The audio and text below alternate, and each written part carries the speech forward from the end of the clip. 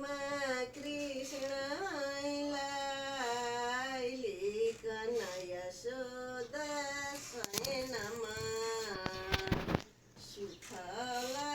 पाल्नु भो बचेन जब निन्द्र नयनमा ऊ आयो हाउ आयो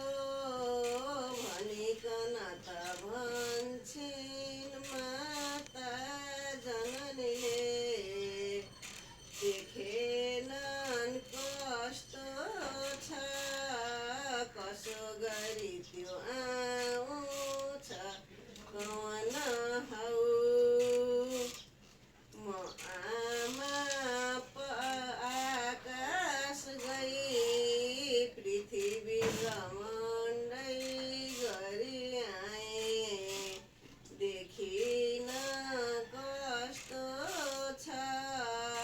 कसो गरी त्यो आउँछ कवन हौ ऊ आयो हाउ आयो